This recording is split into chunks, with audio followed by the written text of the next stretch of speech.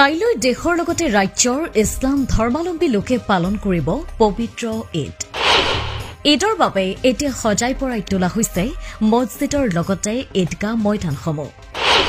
সুগন্ধি আতৰ টুপি তথা খাদ্য সম্ভাৰেৰে এতিয়া ভৰি পৰিছে ডবকা বজাৰ। হয়, কাইলৈ পবিত্ৰ ঈদ উল ফিতৰ। সোমবাৰে সমগ্ৰ দেশৰ লগতে ৰাজ্যৰ বিভিন্ন প্ৰান্তৰ ইছলাম ধৰ্মাৱলম্বী লোকসকলে পালন কৰিব ঈদ উল ফিতৰ। সমগ্ৰ বিশ্বতে অতি আনন্দ আৰু ধৰ্মীয় উৎসাহেৰে এই ঈদ উল ফিতৰ উদযাপন কৰা হয়। ঈদৰ বাবে এতিয়া সাজু হৈ উঠিছে ৰাজ্যৰ প্ৰতিখন ঈদগাহ ময়দান। সমূহীয়া ঈদৰ নামাজৰ বাবে সাজু হৈ উঠিছে ঈদগাহ ময়দানসমূহ। অন্যহাতে বজাৰসমূহতো ঈদক লৈ ভিৰ দেখা গৈছে। আনহাতে পবিত্ৰ ঈদ উল ফিতৰৰ বাবে বিভিন্নজনে শুভেচ্ছা জনায় ইছলাম ধৰ্মাৱলম্বী লোকসকলক। ই নিউজ প্লাছৰ তৰফৰ পৰাও প্ৰতিগৰাকী ইছলাম ধৰ্মাৱলম্বী লোকলৈ যাচিছো ঈদৰ শুভেচ্ছা। আসসালামু আলাইকুম।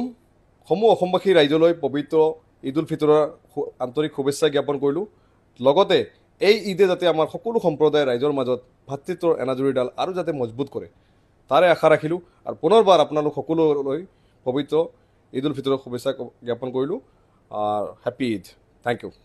মাহজোৰা উপবাসৰ অন্তত ইতিমধ্যে ঈদ উল ফিতৰ।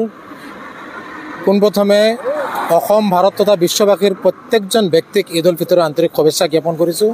এই ঈদ উল ফিতৰে সকলোৰে মাজত যাতে শান্তি শৃংখলা বজাই ৰাখে, অসমখনত শংকৰাজনৰ মিলনভূমিত সকলো জাতি জনগোষ্ঠীৰ লোকে যাতে একতাৰ মাজেৰে বান্ধ খাই আগুৱাই যাব পাৰে, অসহিষ্ণুতা দূৰ হয়, বিশৃংখল পৰিৱেশ সৃষ্টি কৰা ষড়যন্ত্ৰকাৰীসকল যাতে নিপাত যায় তাৰে কামনা কৰি পুনৰাই সদৌকে ঈদ উল ফিতৰৰ আন্তৰিক শুভেচ্ছা জ্ঞাপন কৰিছোঁ। এই ঈদ উল ফিতৰে সকলোৰে মাজত সুখ শান্তিৰ মাজেৰে যাতে একতাৰ মাজেৰে আগুৱাই যাব পাৰে, অসমখনক উন্নয়নৰ শিখৰত আগুৱাই লৈ যাব পাৰে তাৰো কামনা কৰি পুনৰাই ঈদ উল ফিতৰৰ আন্তৰিক শুভেচ্ছা জ্ঞাপন কৰিছোঁ। ঈদ মুবাৰক। যোৱা এক মাহৰ উপবাসৰ অন্তত যিহেতু অহাকালি ঈদ উল ফিতৰ আৰু এই ঈদ উল ফিতৰৰ আন্তৰিক শুভেচ্ছা জনাইছোঁ। এই ঈদ উল ফিতৰে যাতে সমূহ জাতি ধৰ্মাৱলম্বী লোকৰ মাজত যিটো এনাজৰীডাল আছে এনাজৰীডাল যাতে আৰু মজবুত হয় সেয়া কামনা কৰিছোঁ। পুনৰাই সমূহ ৰাজ্যলৈ ঈদ উল ফিতৰৰ আন্তৰিক শুভেচ্ছা জনাইছোঁ। ঈদ মুবাৰক।